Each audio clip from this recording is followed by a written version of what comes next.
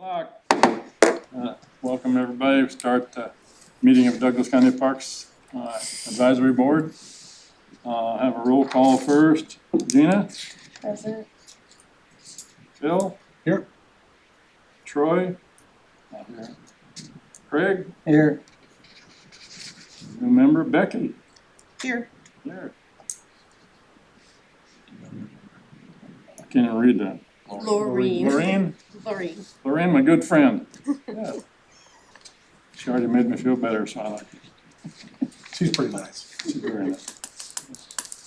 Okay, good. We do have a quorum, so that's great. Chairperson, me, let's see. Review the agenda. Oh, approve the minutes, right. That's right. I make a motion to approve the minutes. A second. Did everybody get those? See, did you two get those minutes? Okay, good. Motion made and seconded to approve the minutes. All those in favor? Aye. Any opposed? And it's carried, good. Okay, now, new business. Adopt a park, application for, was it a long time? Yeah. Nobody else. And we'll move right in through the North Myrtle Park. And then we'll be talking about proposed changes to camping rules. We'll talk about transit lodging. We'll talk about River Forks play structures and the tree removal. So let's start with the first one. You're on, Director. Okay, thank you, Jerry. Our first agenda item is an adopt park application for Long Fiber Park. And Lawrence, is it Lawrence or Larry? Lawrence. Okay. Van Egdom, he'd like to help us maintain the park and rehabilitate the baseball field. His application is attached here. He's invited to the meeting and he's here today, and I've invited him to come up here and maybe say a few words about what you're proposing.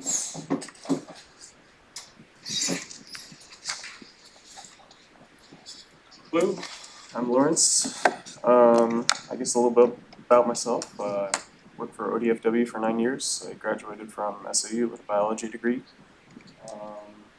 I coached lacrosse for the Rogue Valley Youth Lacrosse team down in Medford, Ashland. I live on Upper Cow Creek Road, about 3 mile.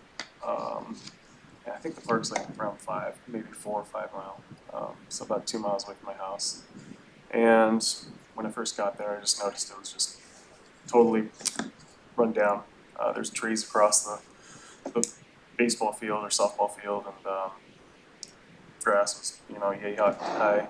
This year someone chopped up the tree and basically like hayed the field, rough cut. And my intention was to help the park regardless of that being done. My vision was just to have a nice baseball field there again and be able to throw around with my stepson and get the community involved. And so I kind of took it upon myself before I'm here and started work. And I have a little tractor, and I just tilled up the baselines and measured everything out and mowed the field a couple times. And really, it's great soil. It's a sandy loam. It's just perfect for a baseball field. Is it a legal size baseball field? I believe the outfield's way short. Yeah. But You got enough for the diamond? Yeah. Okay. If you're, I would say just like a slow pitch softball game. You're not going to have a real baseball game at that park just because you hit a home run. It's in the stream or over the stream. Yeah. But I figure like if you change the rules up, if you hit a home run, you're out. You're losing, or you're bringing your own ball. It cost you one ball. Yeah. So the one thing that I could see that would be really helpful to that park would be trying to get some sort of irrigation. It's not necessary. It's like a sandlot baseball field right now, but it could be very nice. Like, I don't know if you guys know much about this, like baseball fields and substrate, but I don't. But I can tell you that that's probably one of the best fields that you come by if you were to just pick a spot. It's really nice. So there's obviously the concern of if you do put infrastructure there, theft. So I don't know. You know, the metal roof on the pavilion was stolen once before. I just, Stole the roof? Yeah, and it showed up down at a bond just down the road. I mean, we can't prove it. right, There's a bond down the Right. road with about 5 colors of sheet metal roofing on it, and they happen to be the colors that we have. somehow I'm not surprised. I mean, there's riffraff all over that area. But I figure if you put enough energy into something and try to keep it nice, maybe put some cameras up, that people will respect it. There's definitely access to the baseball field. People have cut donuts in the field. I mean, I'm sure if I was 20, I'd probably do the same thing. If I was just on it, It's it's not maintained. Why not? It's the challenge we have with any of the day use parks that Yeah. don't have a camp host or Yeah. a full-time presence. So you'll have it anywhere. But I figure if you try to put some sort of fencing up, or there's rocks, big boulders, but they're just wide enough where a car could pull through. Of course. So it's like, well, it's there, but either add more or put a little bit more substantial fence in, and make it presentable. But yeah, it's a gorgeous area. I mean, Upper Cow Creek runs right behind the park. It's kind of a secret gem for me because no one's down there ever. Fix it up, people are gonna be there. So, I like seclusion, but I also want to share, this, it's a beautiful place. We appreciate that. Yeah. I will tell you, we do have plans to replace the Volt toilet in the next couple of years. Yeah, so there is a well, the pump's gone. And pretty much all the, Probably in the barn. yeah. And all the electrical out of the breaker box is torn out. I don't know If if you you get a can, nickel for it, they'll steal it. yeah, right. I don't know if you could pull wire, it wouldn't take too long to put some conduit back in, but you might be able to use the wires that are existing to pull, if this is something that could happen. You probably pull wire through the conduit that's existing. But my suggestion would probably be to have the breaker box in some sort of building, coming from the meter right into, and not have it on the pole, because you can't really protect that electrical if it's exposed outside. I mean, someone's gonna just open it up, but someone might open up the building as well, and in that case, you have some sort of motion detection or some sort of way to deter people from doing that. I know that there's Douglas Fastnet out there. I don't know how much investment you guys do as far as like security on these things. It's probably minimal because of cost, but those are just some thoughts. The other thing, I didn't know what your water rights are as far as like watering the park from the stream. I didn't want to touch that. I did kind of do some tilling on the field, but I didn't want to touch the water stuff. I looked it up and I couldn't find anything. So Probably on a well. Yeah. I'll have to investigate. It's not close to the stream, it's probably a really good well. Yeah. There's a well there, but there's also the stream there. So there's potentially 2 options of taking water from. A third option, I don't know if I haven't really discussed this with anybody, so I'm just mulling things over. There are farmers close by, and if we are able to use their pumps and redirect water from their irrigation systems, then it would be fairly simple to get water there. The one thing that I would suggest, if we did do some sort of irrigation, temporarily it would be probably above ground. And that would be more like, me managing, taking it and putting it there and taking it away after I was done for the evening. It's, 3-4 times a week, an hour in the evenings, which I would be willing to do. Until something would be more permanent, like in-ground sprinkler heads, something that would be less likely to be tampered with. I can see someone messing with that, but I think there's more valuable things that they probably spend their time with, especially if it's like a nice field that's maintained. I could be wrong. People do weird things, so You don't have to tell us. Yeah. And then there's also, you know, the forest that's there. Probably needs to be a little bit more thinned out. It's thick. I know people never like to cut down trees, but it's too thick. And there's trees that are, you know, 10, 12 inches in breast height diameter that need to just come down. Try to figure out some sort of diameter that you guys would be okay with taking down, you know, if it's just 4 inches or less, or where that cutoff is, and I'm more than willing to do the work. Just need to have a go ahead and like something in writing, to make sure that I'm not getting pulled over on my tractor pulling something down or yeah. And I don't know what you guys do with the materials afterwards. If you guys pile it up or it goes away, you know. The tops, we pile the slash and burn it, the top logs, we make available for firewood, we generally take the first or second butt cut and we get that milled into picnic table boards. Cool. I know they did a lot of, I think Pacific Power came through and topped a lot of the trees next to the power lines. It looks terrible. I mean, I just suggest taking those down. Did they do that recently? Yeah, they did it within the last week. Because I haven't seen that. Yeah, no, it's Damn power companies. and then I it's not a big deal. But I was finding a lot of Easter eggs when I was doing my work in the park. And if there's going to be community events like that, I think that the field should probably be, you know, shorter grass so those don't get lost. Like, were they real eggs? No, plastic Easter Oh, eggs. thank goodness, I would Yeah. hate to find a couple-month-old Easter egg. No, it was, I mean, it was a good snack out there while I was on my tractor. Little melty chocolates. I mean, there were some that were just like, okay, I'm not. I did have one, and it was delicious, and I admit that. But yeah, I don't know what else. You know, the blackberries. How much? I mean, people pick them, so I don't know where the cutoff is as far as like maybe leaving one bush, but then that'll spread. I mean, it just starts eating the whole field, the whole park. They need to be sprayed. Okay. I mean, I have equipment that I could do a pretty good job without spraying, if we want to try to do that. Yeah, I just don't know where the cutoff is for a lot of this stuff, like what is okay and what's not okay.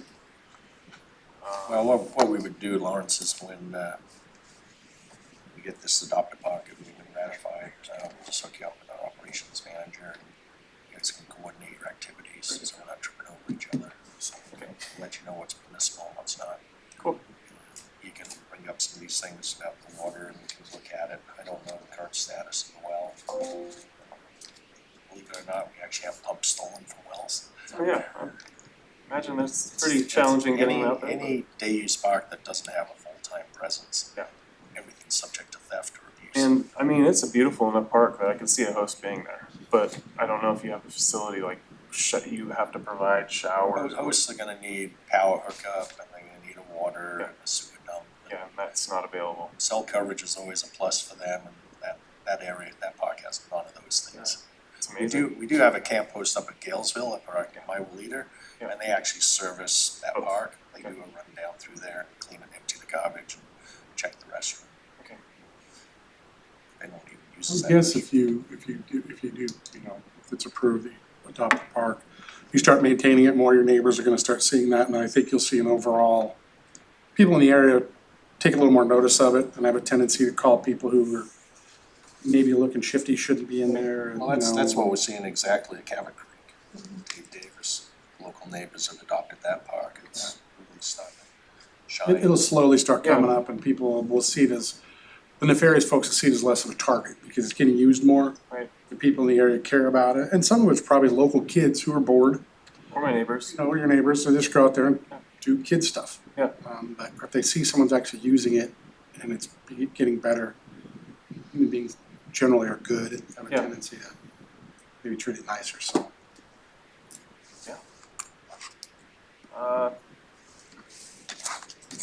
don't know if there's anything else in the email or, The basis, you were talking Yeah. about the basis of. yeah, so selfishly, I'm turning 40 and that's kind of why I'm like, well, not really why, but I want to have my birthday at the park. And you all are invited. Well What played. day? It's August 1st. I'm thinking like around 3 o'clock. It might be hot, but there's a lot of shade and the stream.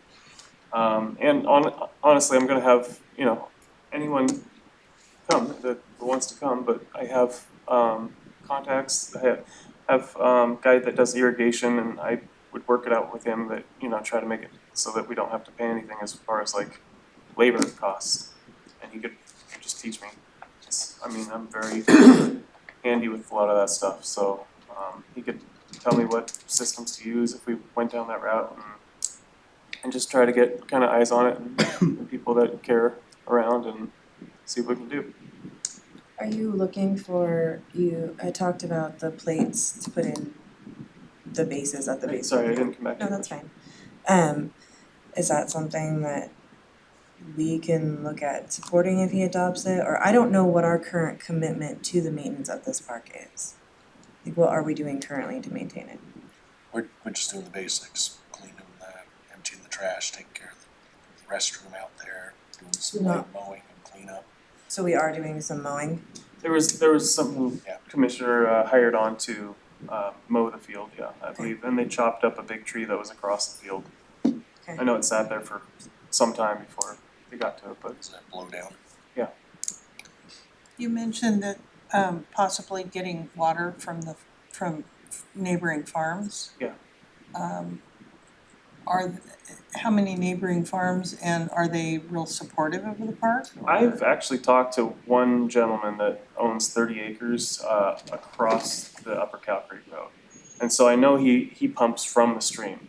I haven't mentioned this to him, so he doesn't know anything about it. That's why I'm not, you know, suggesting this is what we do. But he said he played slow pitch softball for 40 years, and he's come over and just watched and talked to me for half hour, 45 minutes at a time, and he's So he's So- been really friendly yeah, towards the he's park. really cool. His name is Billy. He's an older gentleman, and you know, he seems very interested in it. You know, I think he would be invested if we did try to, you know, continue to maintain this park in a really nice way. I think he would keep his eyes open. Definitely. I mean, there's no question. He'd watch out for the place as much as anyone can expect. You know, someone. I agree with Phil. I mean, I think the better maintained and taken care of it is, the more use you have, but also even people that are looking to steal stuff, they don't tend to gravitate towards something that's well maintained or looks like it's in really good shape. They look for something that's gonna be out of sight, out of mind, or looks forgotten. I mean, the thinning you talked about as far as like from a fire mitigation approach and everything else we deal with, I think that sounds really good to me, that like if there are that dense packed in there and there's that kind of stuff needing done, we are looking at potentially a bad fire season again, like that kind of stuff makes sense. And I love baseball too, so I really wanna see them have, you know, actual bases in the park Yeah, rather than pizza boxes. One thing about like actual bases, you'll have to remove them and store them somewhere, and I'm totally fine with storing them. But if we wanted to have a shed that's like all inclusive for the pump house and like supplies for the park, I feel like there should be some sort of security system on a shed like that, because I feel like it would be a target. Well, we have a storage shed up at Galesville. That would be perfect. And I mean, that's where the equipment comes That from. would be a really good idea. I mean, we have storage sheds in active parks like Whistler that get broken into. Right. Let alone a remote day use park that, Someone will be you know, living in middle of the night, you can do whatever Sure. you want there, nobody's gonna see you, so. I like the idea of the Galesville because there's presence there, and I don't see that building being broken into. Oh, we have a Very camp often. post right next to a Yeah. single car Yeah. garage where we store all Yeah. that kind of stuff, I know exactly that. by the boat ramp. You live pretty close to this, right? Yeah, I live on about 3 mile. My address is 3458 Upper I'll Cal. make a suggestion to you if I may, because we gotta keep moving. It's a Yeah. wonderful presentation. What I'd like to do, we'll follow the right order here, do a do. And if it turns out the way I got a hunch it might, that you end up with this, then I'd like to see you come back again with a list of these things you're talking about. Okay.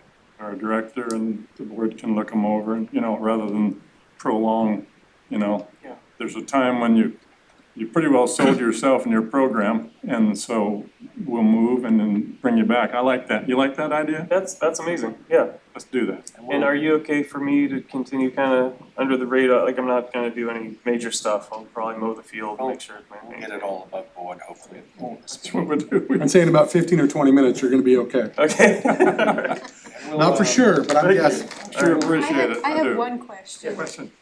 Are you renting or you own? I own. Okay. It's gonna be around. Dig into the water rights in the meantime.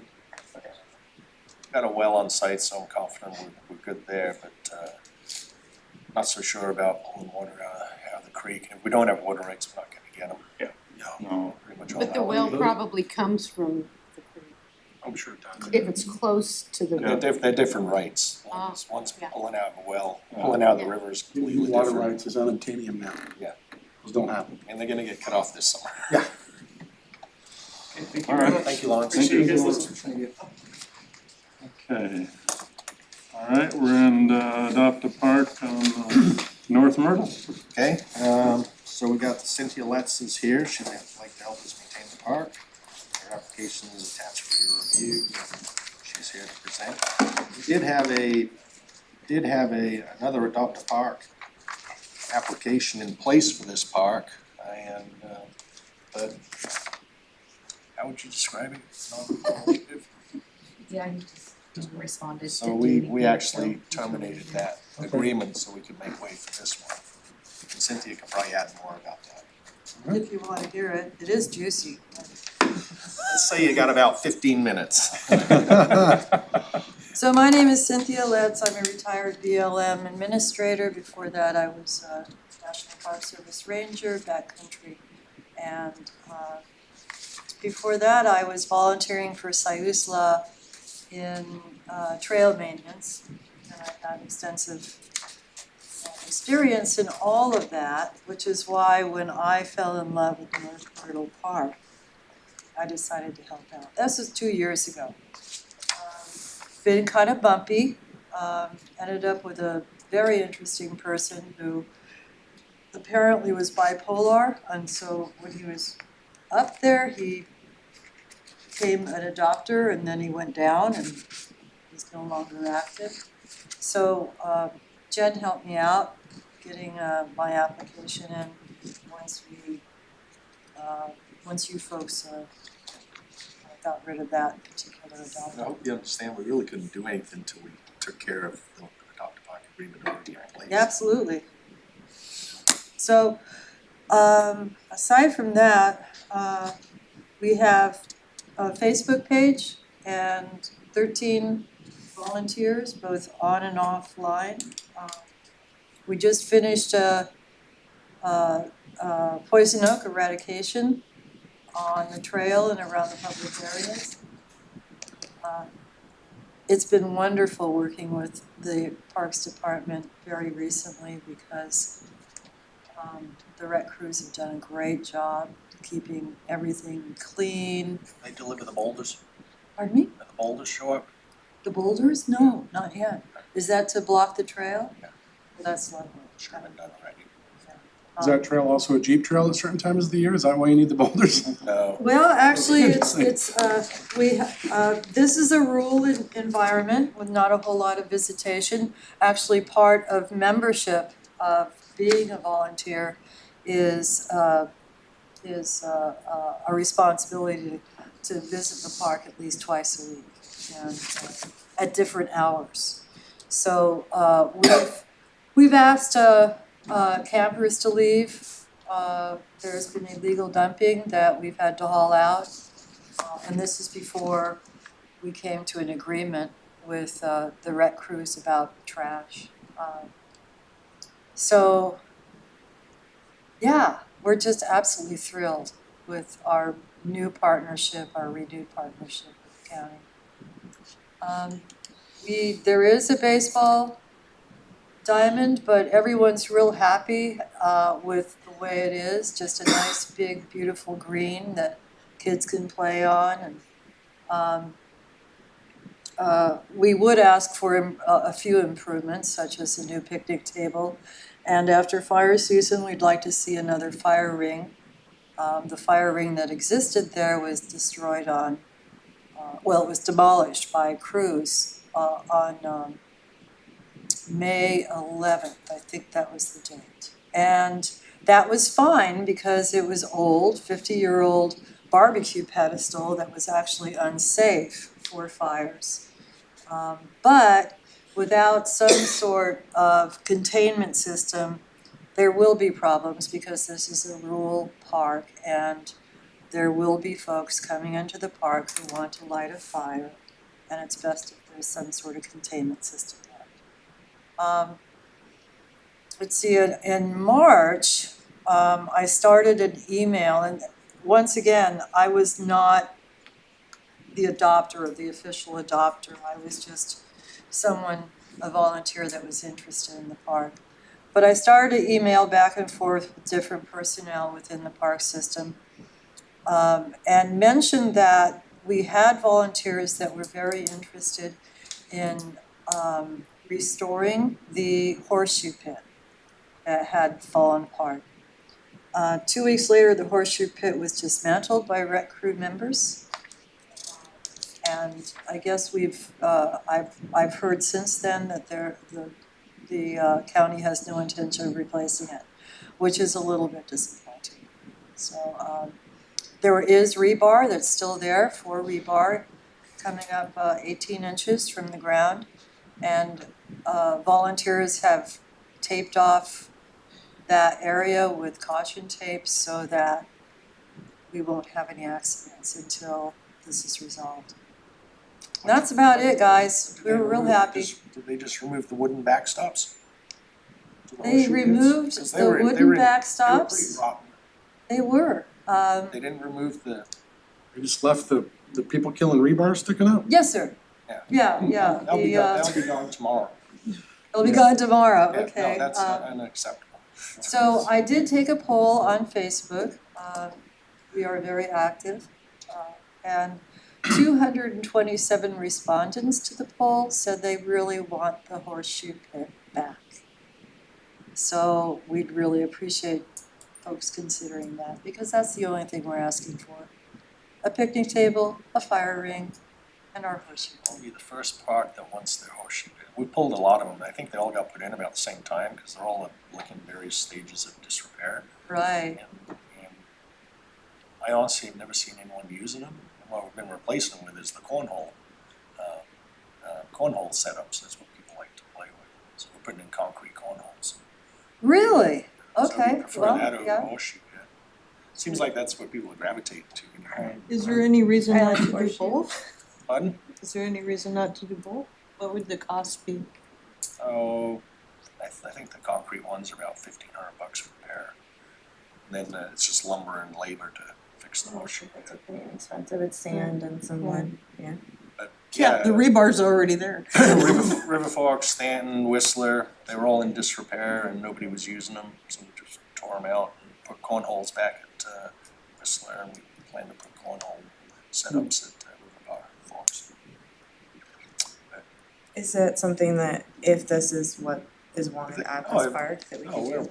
if there's a community saying we want horseshoe pits, that's fine. They just need to be, they just weren't in their current condition. Absolutely. And like I said, we have craftsmen involved in volunteers. 2 of the 13 volunteers are craftsmen, and they'd be more than happy to pitch in. Provide the lumber if you guys wanna. I think that'd be lovely. Oh, that'd be great. Then you could kind of make it the way you want it, and then it's, Absolutely. Yeah, that'd be great. Yep, we don't need water, we are happy. The vault is what it is. But what we have discovered is that a clean vault will help avoid accidents in the woods and off trail. So we're pretty diligent with that. We do have plans to replace that one. Really? Okay. I used to That'd live be on nice. North. Pardon me? I used to live on North Myrtle. Did you really? Yeah, You know Dave Williams? No, it was like 35 years ago. Oh, I was almost 40 when I was in high school, just past Bildrick Creek. okay, I know that area, yeah. That's a beautiful little place. And the truth is that the residents prefer the natural environment of the park. They don't want to see, playgrounds or, any kind of big deal. They say, we can drive into town if we want a city park. But what we want is the peaceful coexistence of the creek and the woods and the paths and the green. And that's what we have, so we're okay with that. Did I hear you correctly when you said that in order to be a volunteer, they visited the park twice a week? Yeah, there's are you on Facebook? Yeah. So, Not currently. well, that's good.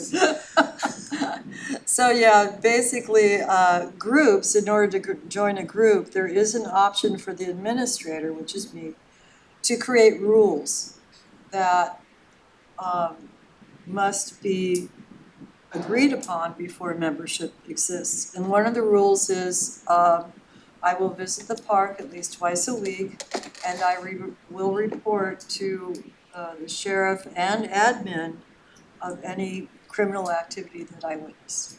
I think that kind of accountability is amazing, and to require a volunteer to step up like that is unheard of and amazing. Yeah, well, maybe that's why we don't have 130 and we've only got 13. But if you have But if it 13 that are works. active, Yeah, that's Oh, yeah. awesome. that's Yeah. 130 that aren't active, it's not useful. Right, yeah, there's a lot of group collectors on Facebook, so I created those rules so that I would get serious. Incredible. Any questions? No, just just one observation for volunteers at that park is, we need to find a way to police the public a little better and clean it up after the dogs. Oh, good point. That field had a lot of dog problems. So we have a Fielded do we have a lot of- bag station or?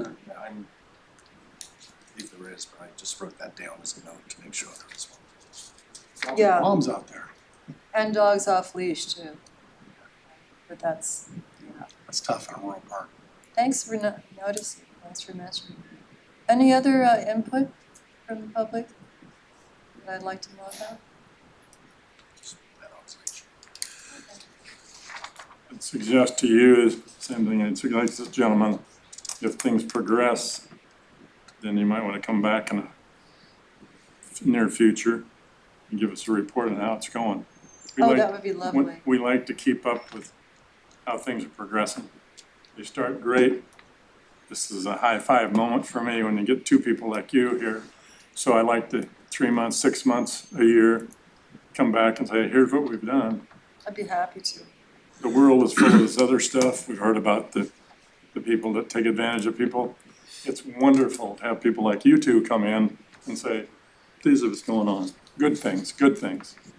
Never enough good people and good things, so we love to hear about them.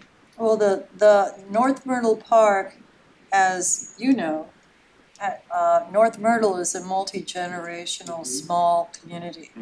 And so there's a lot of families invested in memories and keeping the park.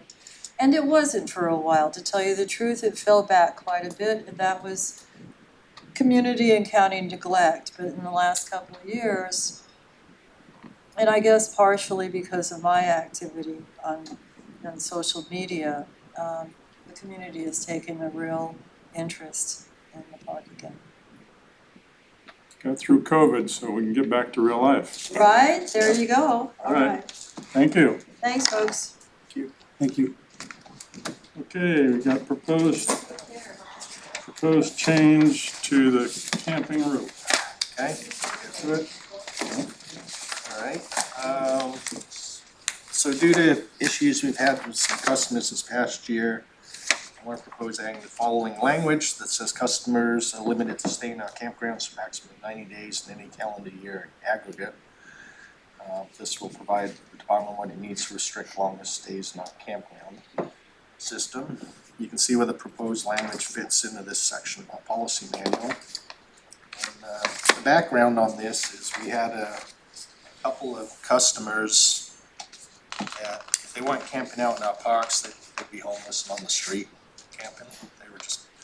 And they were bouncing between Whistler and Amaker for like 3 or 4 months. And they got really entitled and they got really abusive, like washing their dogs in our showers. And just their campsites looked like a mess. And I didn't have, eventually they violated some rules and we had the sheriff trespass them out of the park. But before that, we didn't have any mechanism to say, you know, you're done, you need to go park somewhere else.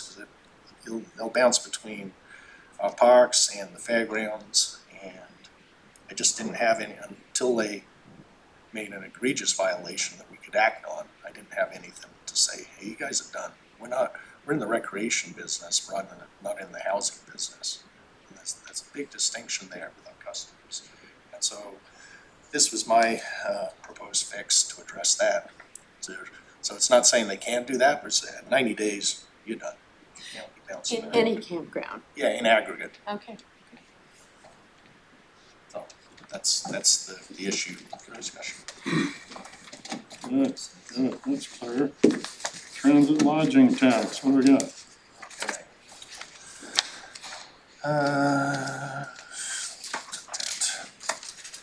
So the state of Oregon recently passed legislation that increases the transient lodging tax, which is effective January 1/27 from 1.5% to 2.75%. Currently, the Parks Department pays this tax, but does not explicitly add it to the camping rate. Instead, it's built in the camping customers pay. So for example, if campsite costs $100 a night, we collect $100, then we pay $1.50 in tax to the state. Under the current tax rate of 1.5%, based on last year's revenues, the department would pay approximately $43,000. Under the new taxes, it would go up to almost $80,000. And I believe this is a large enough tax burden, I feel that the department should no longer have to absorb it. I'd like to propose adding the tax on top of the camping rate instead of embedding it. This is no different from what you'd see on a hotel bill, where you've got the advertised rate and then all the taxes and fees after that. And then we follow the guidance that identifies this fee as a nature conservation fee on all camping receipts. On the next page, you just get it, just a summary of what the tax increase is.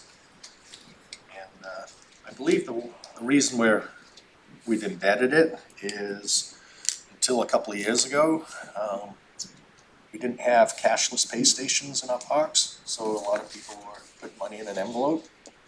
And if you had to pay $101.50, you don't have it. It's easier to pay 50 or 40, whatever just the rate is. And I believe that's why we did it that way in the past. But with the switch from cash to cashless pay stations, it makes this easier to transition to. Mark, just a couple of questions. And I know it varies a lot between campsites with amenities and no amenities, but what is kind of our average cost for a campsite per night? Last time I looked, it's about $62. Okay, so you're talking, That's skewed by Umpqua Dunes. So I rent this route.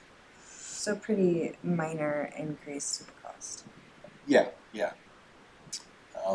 So the net impact to the customer is gonna be the 1.5% they're not paying right now, plus the 1.25 the state's added on. And I hate what the state's done here, because it has nothing to do with campgrounds. It's funding anti-poaching and wildlife, and the legislature's argument is tourists come to Oregon and enjoy wildlife, so they should pay to protect it.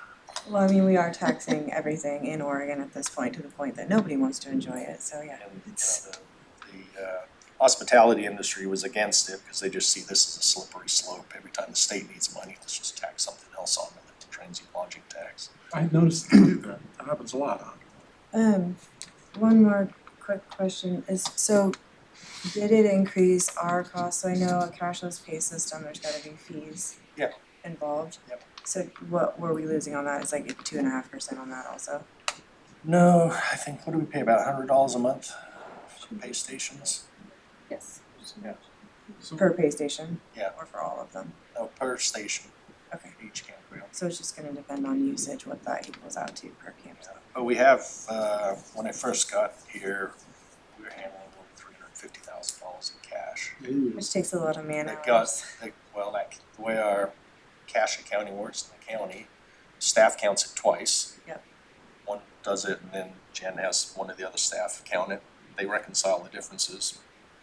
It goes up to M&F, and they count it before it goes to the bank. So we're basically counting $1 million. When it's all said and done. Now we're down to about 40,000 a year, and that should go away when we get the remaining pay stations rolled out. Is there a reason you're calling it nature conservation fee instead of what it is? That's, you can see it in the law, that's what they It's wanted to it's refer to. mandated to call it that way. Oh, okay, I didn't know why.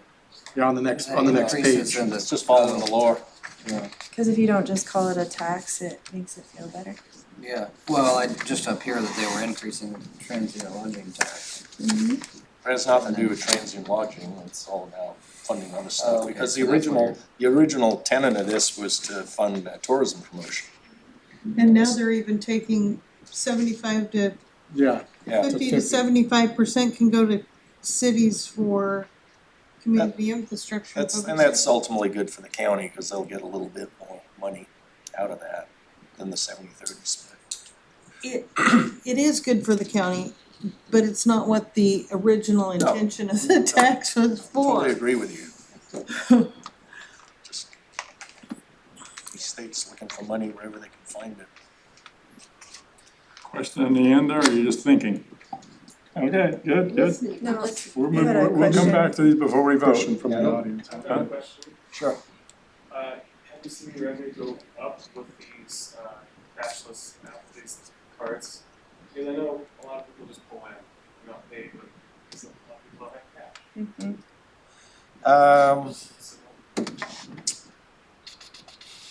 We haven't seen a decline in it. If anything, it really provides us some security over the things that happen there's all sorts of games now with pay envelopes.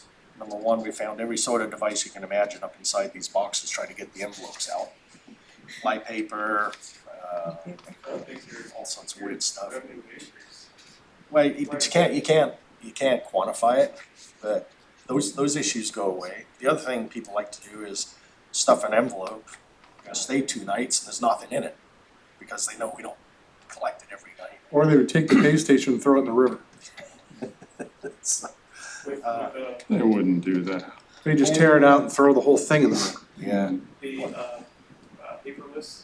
No, they take the metal one, they just jerk it out, throw it in the river. yeah. Well, we have, for example, we have a pay station by Walita right now, went in earlier this year, I believe, Yeah. Jen. And in the past year prior to that, that pay box got broken into twice, and we figured we lost $300 to $500. And so the theft issue goes away. We're paying for the service, so we're reducing theft, reducing fraud, and significantly reducing staff time handling all the cash. So it sounds like if, even with paying for the service, you haven't seen a big decrease in what you're getting in revenue from them, then it's probably increased. I would say it's increasing because we can see at our end if the kiosk or somebody paid for it versus prior, they would say they paid at the pay station and won the envelopes, and that wasn't always guaranteed. Right, you can't, it's hard to prove, yeah. Because the envelopes don't get open, so the way we collect our cash, which is dwindling, takes 2 employees. One takes the money out, puts it in a bag, it's a sealable bag, and it gets signed on. And those bags get delivered to the office. And in the office, when they make the time, because initially they might put it in the vault and say, we'll count the money tomorrow. And so you open up, the envelope's empty, and you go, damn, that guy came and went through our campground last weekend and stiffed us. Now with the pay stations, the camp hosts can see who's paid, and we can catch In those. real time, yeah. Yeah. Very cool. Everything's headed that way, I tell you, the cash is gonna be gone. Okay, River Forks play structure. Okay,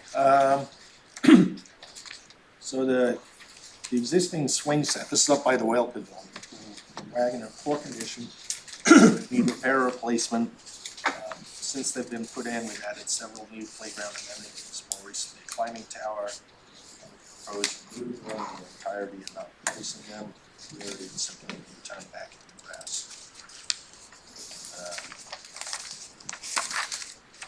So I want to look through the pictures. First one shows the wagon. You know, that wagon used to be surrounded by a wooden fort. Yeah, the wooden I forks. fought thousands of Indians from that wagon. That's what I was gonna say, this is a tough one for me, I I don't wanna see played the on wagon go this, away. Too. I played on Yeah. this structure. Swing and in the set's one fort. thing, but Oh, boy. Gee, that structure that old. I survived the Indian Wars of 1978 in that wagon. it was the Alamo for me. All right, okay, that's why I'm bringing it to you guys. I want a wagon wheel for my front yard. I would love to see what it would take to keep the wagon. I agree, the swing set, we've added enough other Just stuff. look at the picture of the wheel. I'll paint it. In which, do you think there's an issue with one of those paint layers? I mean, I would, if we I know what cover you're, it I up know what with you're a saying paint without Chewing layer. on the wheels. Well, we live in a different time, and when we were kids, we wouldn't consider chewing the wheel, but now, kids are different. And that's the reason we are how we are. And we're immune to lead. Right. So, in order to remediate that, it just has to be painted over. Well, it needs to be, it needs to be sandblasted and powder coated. What if I could find somebody that would do the powder coating pro bono? Well, then you've got I am the, throwing the issue on the table for you to tell me yes or no. We're talking, Okay. And Mark, I- what's your biggest concern? Is it that it needs so much work or just the cost to do the work? the cost to do it, we're trying to get away from we're trying to reduce our maintenance load. I mean, this department had 150 employees maintaining these parks at one time. We don't have that luxury today. I would also question the treated wood is not appropriate anymore for the Well, structure. yeah, and all I'm trying to say is, these are artifacts, and you look at all the stuff that's gone in around this play structure. Artifacts, really? They You really, had to use that word? she Okay. played on it. All right, I wanna move on. I gotta push back, so there's the climbing tower. I'm sorry. Brand new climbing tower, right next to it, and then what I want to highlight, because I don't think you've all seen this, the helicopter. It's the same vintage as the same, wagon. yeah. Yes. So we had a local contractor who has an affinity for the helicopters. He took this one and the one at Stanton, charges $1,500, hauled them off site, sandblasted them, powder coated them, delivered them back. I mean, that was a labor of love, Right. $1,500 didn't cover that. And then the staff put in the concrete pad, and from various past projects, we had all these leftover tiles. So the staff got creative with the tiles we had and came up with that. So that It was all looked put good, it together looks by like the it staff. was cohesive.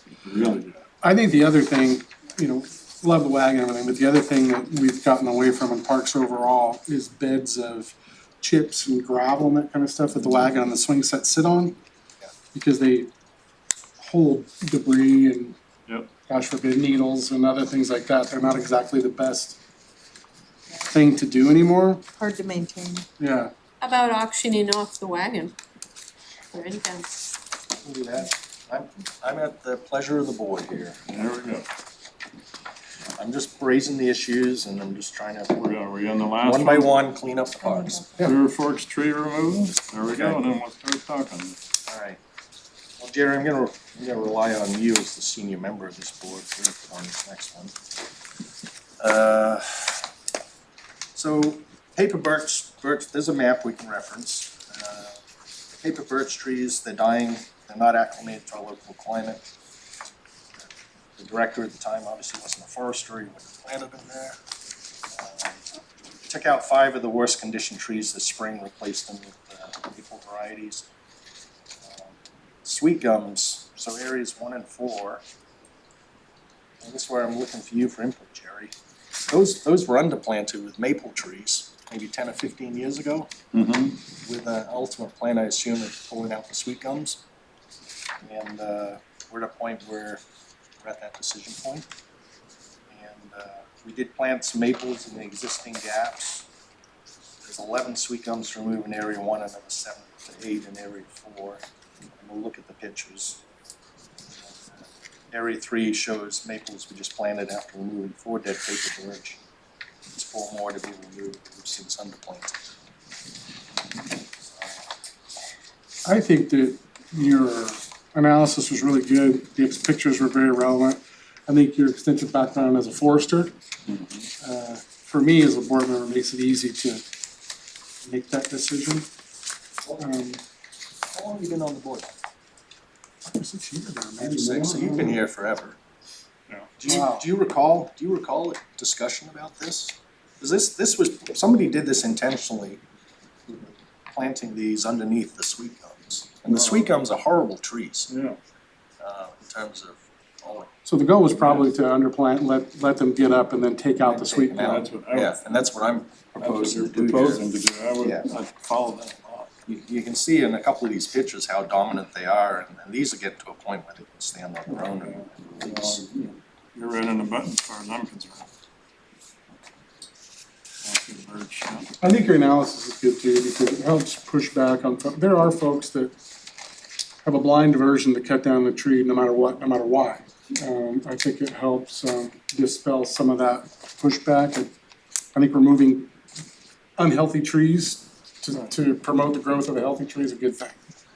Take a look at some of the pictures of the birch trees. Some They're all- terrible. And the concern, and I'll just declare it as a hazard right now, these aren't fine branches that are dead on top. They're 4, 5, 6 inch diameter tops that are. They're gonna break. You go, It's gonna hurt somebody. well, if you walk around after a windy day, Yeah. you'll see the branches on the On the ground, ground. and they're all hanging over the parking lot. Yeah, I don't wanna buy anybody's car. Exactly. I think that's why it's an easy move, because people can see it. All of that. Okay, good stuff. We're down here to old business. We got any? All right. Parks Advisory Action, Park Board will take actions on the items heard, old and new. So let's start we can open discussion a little bit on them each before we vote. But on the first one, adopt a park, we need a motion to Prove it. approve it. I make a motion to approve the Adopt a Park application for Long Fiber Park. I second. Motion made in the second, approve the Adopt a Park, Long Fiber Park. Further discussion? Hearing none, all in favor say aye. Aye. Any opposed? It'll show unanimous vote. Okay. Adopt a Park application, North Myrtle Park. By the way, congratulations back there. North Myrtle Park, need a motion? Make a motion to accept the adoptive park for North Middle Park. Second. Motion made and second to adopt a park, North Myrtle Park. Discussion? Hearing none, all in favor, say aye. Aye. Opposed? Show was unanimous. The reason I say that for some of the new people is if I get a nay, then I have to go back by the new law and have you verbally say your name and vote. But as long as we can chart that it was unanimous, then we don't have to do that. Okay, proposed change to the, Sorry, can we do both of the change to the camping rules and the lodging tax in one motion? Or do you want them separate? So you want to, no, I think they need to be separate I do voted too. items. I do, I think so. Well, I make a motion to accept the proposed change to the camping rules, limiting it to 90 days Okay, in the calendar year. I second.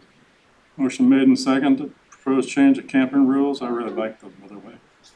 All in favor, say aye. Aye. Opposed? Will show unanimous. Transit lodging tax, need a motion? Make a motion to approve the proposed transient lodging tax addition to the camping fees. That work? Did I hear a second? I'll second that. Okay, motion made and seconded. All in favor, say aye. Aye. Those opposed? Show unanimous. River Forks Park structures. debate begin. As long as we don't call it archive or vintage or.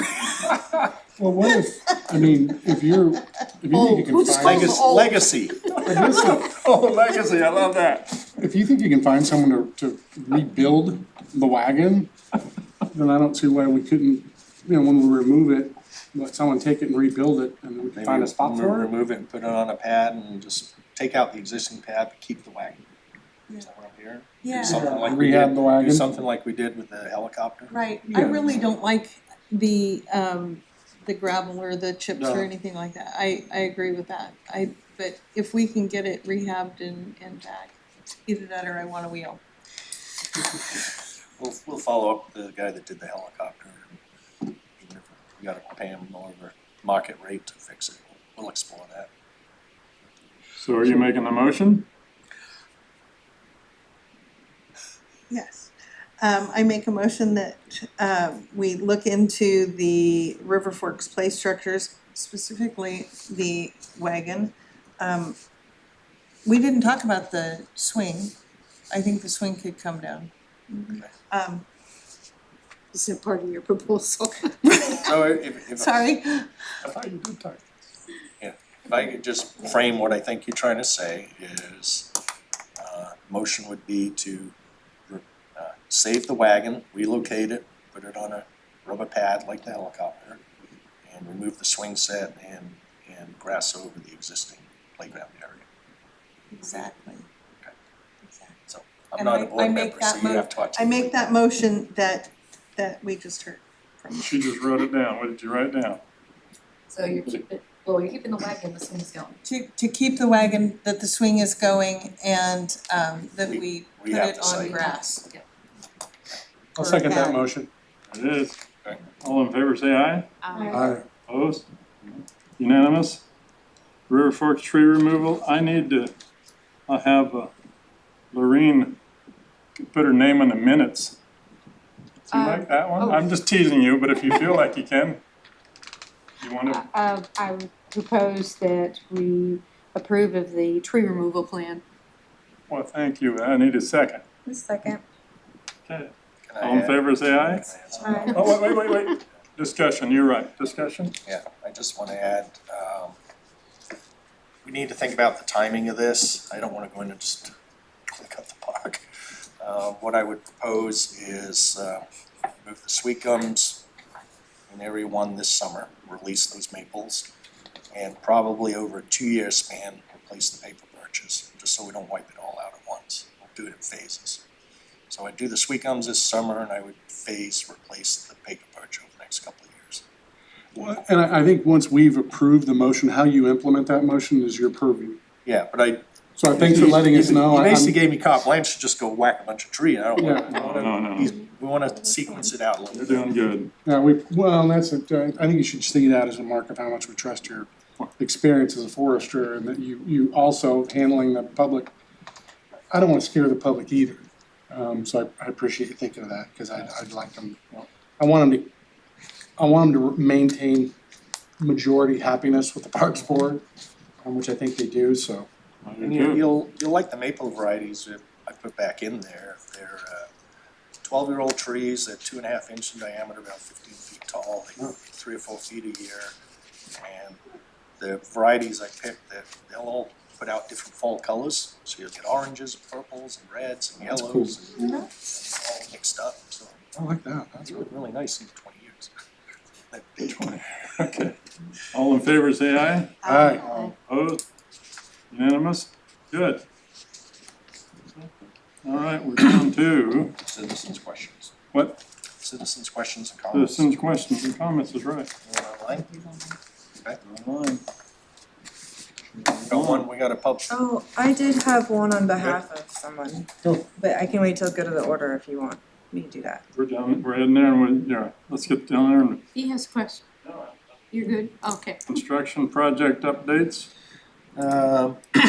Stanton Phase 1 and 2 is essentially done. Landscaping, is, we got the sprinklers going, hydro seeded, it's really starting to green up. The campground's actually full this weekend, family reunion.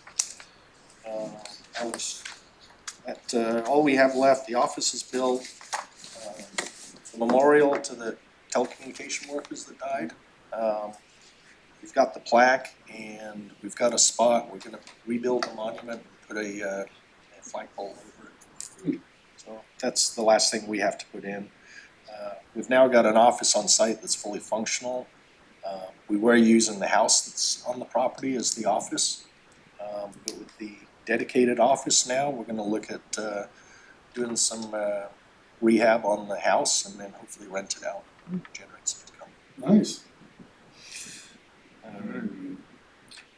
Stanton Phase 3, that's the lower campground. It's paving today, construction should be wrapped up next week. I expect month of July, landscape contractor will be in there, putting in all the irrigation. The bottom formerly didn't have irrigation, so that'll be a net addition. And it looks really nice. And we've got a pavilion down there by the river access. Whistler Phase 2, that's the upper campground. I'll have final design and engineering plans tomorrow and plans to get that out for bid next week or the following week. Planned construction will start after Labor Day, hopefully be done by Memorial Day next year. And that's gonna, we have 26 sites in the upper, I have this backwards, 12 are full hookup, 14 are non-hookup. And when we're done, we're gonna have 34 full hookup in the upper campground. It's the full hookup, so always going first.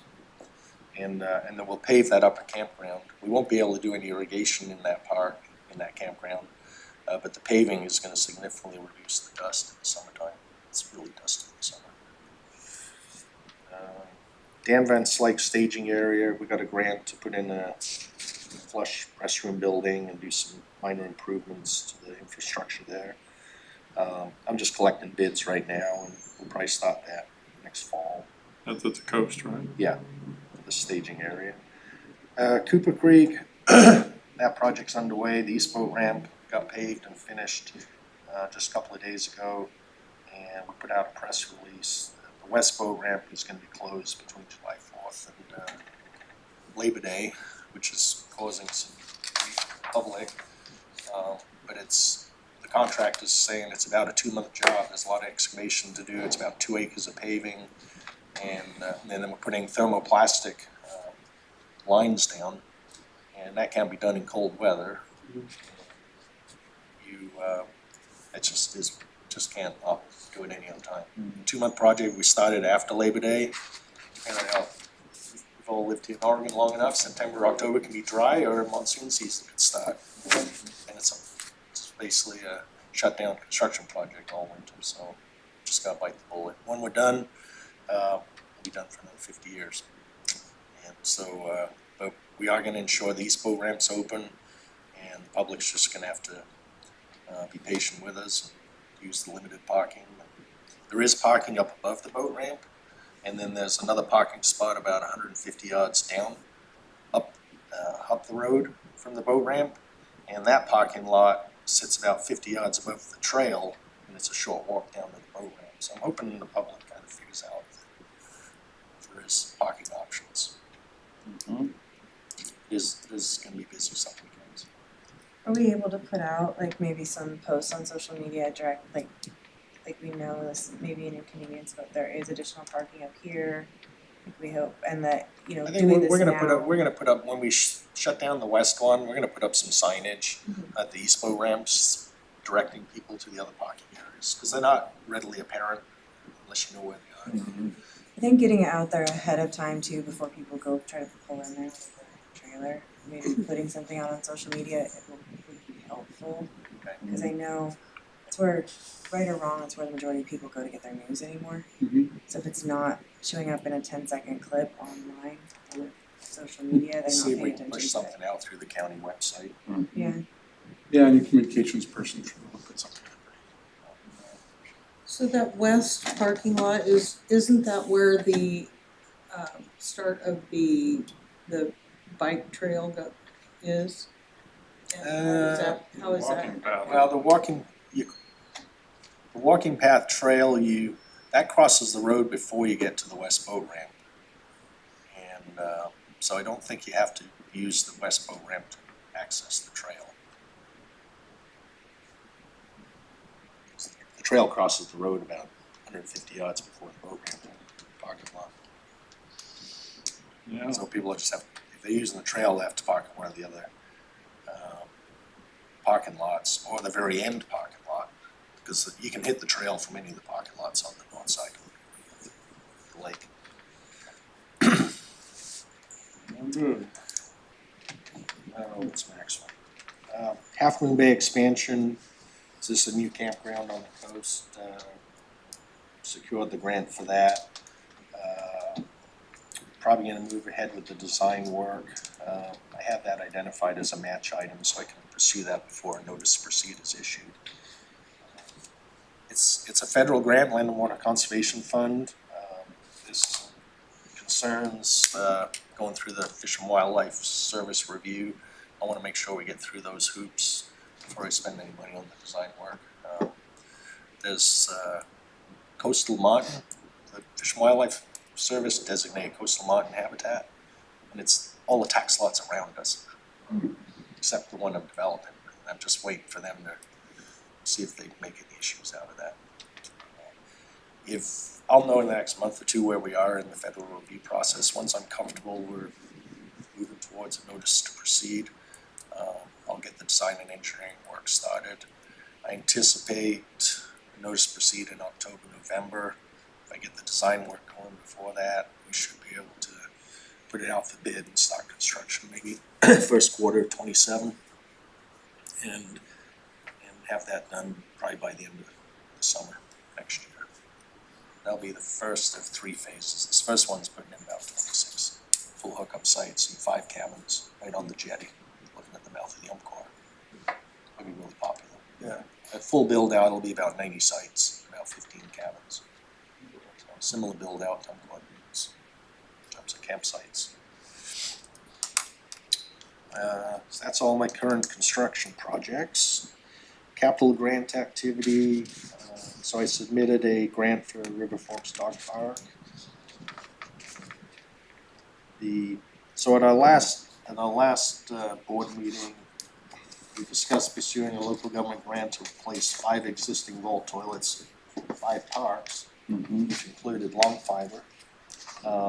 In talking to the grant administrator, because of the title review, the environmental review they have to do for each of the grant locations, they don't want to entertain 5 parks in one grant, so they kind of shot me down on that. So I just pursued the large grant for River Forks for the dog park, but they do have a small grant program also, so I put in another grant to take care of Cabot Creek. So we'll knock off one of the vault toilets. We'll put in a vault toilet at Cabot Creek. Currently it just has a porta potty, and we'll pave the parking lot. And then I'll just I'll pursue the other 4 parks, just chip off one a year, either through a grant or just we're getting to a point where we've got enough internal funding where I can handle an $80,000-$90,000 vault toilet if we have to just go buy it ourselves. But I'll pursue every grant I can to get Always that ranch. remind people of that when they can, because there's some folks who complain, why do we put so much stuff at the coast? Because it supports the entire coast rest of finances the system. everything. 70% of our revenue comes from the coast, and it funds everything we do inland. And you know, I hate seeing naysayers critique the commissioners on their focus on the coast, but that drives that whole park funds the whole park department. That was a good move, getting that coast. Good. Okay. Umpqua Dunes is roughly 40% of our campground, one park. We'll break $1 million for that park this year. We'll probably make our money back on it within another 2. You're all familiar with Umpqua Dunes, the 2 there and everything. Sometime when we have time, we'll talk about some history on it, but, well, I'll give you a little catch up to speed. That was on the market for over a year. Nobody wanted it, it was dumped, it was junk, it was everything. So the commissioners, Chris Boyce mainly, came before the board and said, what do you think about buying it? And after those that were present saw me leap over the counter and say, if you don't, I will. they bought that at about 45 cents on the dollar, number one, and it has been nothing but gold. So that's what happens when you don't compete with private enterprise, because they had every chance in the book, but you help private enterprise because with that park, everything around it gotten better. So it was there for over a year. It's just sitting there waiting for the right person or thing or somebody to see it. And just to give you an idea of the ROI, the phase 3 we just completed was a $2 million build out. We got a $1 million grant, so the county's out $1 million. And we took in over 300,000 the first year. Yeah, I take projects like that all day, every day. I'm with Jerry, if the commission didn't buy it, I'd have jumped on it. You get a kick out of this. I said one thing I wanted to throw in out there was that I always wanted the county to charge more than the private parks around here for their spaces, which we do because we got Gritson. Because I wanted to make sure that all the competing private parks in the area got first chance at filling first, because they could be lesser expensive. And we'd always be $5 or $10 a space more. I got great feedback from the areas over there that, oh, okay, well then your prices will be higher than ours. Yeah. Well, guess what? Everybody's is full now. So hey, Well, you get along. I must admit though, with the Stanton, the new park we just put in, I did my research on our competition across the highway. My sites are $5 to $10 cheaper. Cheaper. Yeah. Yeah. Because we gotta Those go are head to head with the tribes. I got a hunch they're full too, just like you are. Well, I don't know. Stanton's, it's not a destination resort No, like no. Umpqua Dunes. Right. You'll get the highway traffic, but Right. where we see a lot of our business, we got a reunion that's sold out the park this weekend. But when Seven Feathers has concerts or events, they fill up the hotel and campground, Yeah. And then we you get can all go that with business. them, Yeah, sure. and then the casino shuttle comes through the campground Does it? times a day, yeah. I don't think they're gonna complain. No. When it was empty. I used to think that when they see these car dealers that would line up on the same street, 6 or 7 in a row, how silly could that be to compete? Well, guess what? They help each other. It's crossover business, yeah, you get crossover track. And what do you think? Anyway, we're down to Parks Advisory Board comments. I got off left field before I I should. think Gina had one. Gina's got one, yes. Cabot Creek Park wanted me to pass on how much they appreciate everything that's being done and the increased amount of usage that the park is getting. And they're super excited. They got you the letter of support and stuff, right? Perfect. Yeah, they're just very, very grateful all the time and effort that's being put into it, and the usage is greatly increased, so. Well, and that's the value of the adoptive parks and folks like yourself, Lawrence. If you get the community invested in it, it's easier to support them. And it doesn't take a lot. We've got vested volunteers in the park, and it just kind of snowballs on itself. And as a department, we'll support, facilitate that growth and development. And Cabot Creek's a good example of what happens when the community and the department come together. I could see adopt a park structure. The wagon. What's that? Adopt a park structure. Yeah, adopt a We back to the wagoning. Hey, It's like the helicopters, they're a third rail, you don't. You're dealing with a I wasn't bunch gonna be the, yeah, you're dealing with a bunch Guys of that got local rid of them. yokels here, don't trample on our memory. Oh, gosh. Well, on that note, because we're moving to go to the order, we got 2 new members. I'm interested in why you wanted to be on the board. You can tell us who you are if you want to, you don't have to, but why, anything. We got 15 minutes to burn. I am part of Small Woodlands, our property is, and we have a forest and I have a small park, 80 acres.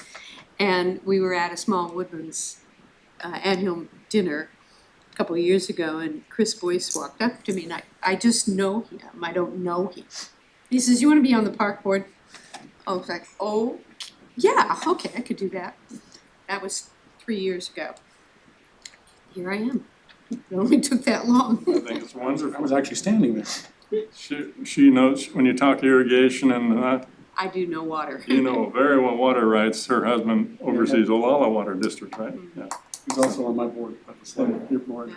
Anyway, she's got her own, I've been on the background of these things. you're in the front row, you just act like you're in the background. I'm glad you're here. Becky, what's up? Well, I've been a part of the community for for years and years and years and years and years. And I used to own a newspaper, so I've been involved in the community a lot.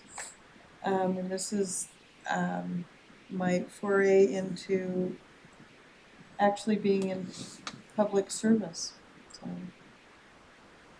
It's wonderful. I don't know who picked them, but you two, I'm glad you're here. We've been lacking. You're okay with it? Well, you I have to be careful with because of the ancient stuff and the wheels. You know, I'll here's keep it a down. dart for you. I'll keep it down. I've known her a long time too. So. Anyway. Well, it's all well and good. Anything else you got to do with you guys? Speak up. Ferber, what's going on? So is there a plan to meet with him out at Long Fiber on the tree removal, or what? Clarification, so he knows what he can and can't do?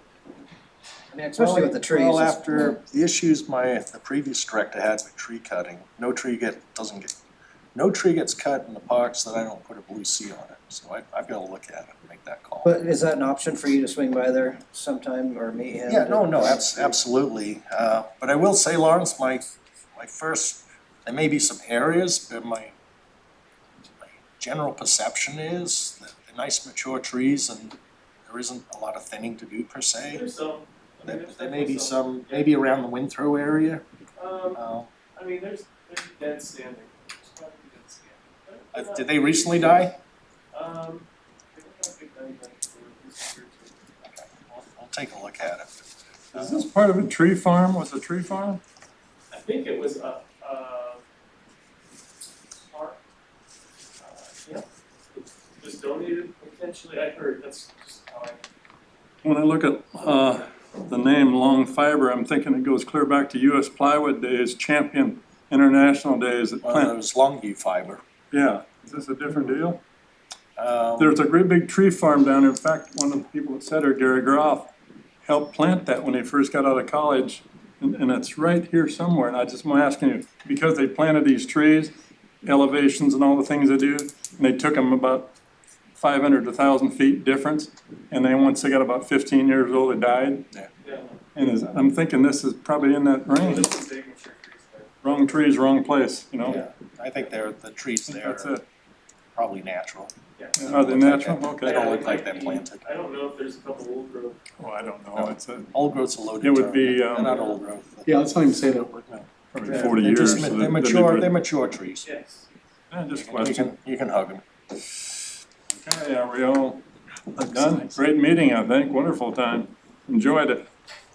We're out of here at 11:20 or 18, whatever it is. Thank you. Thank you.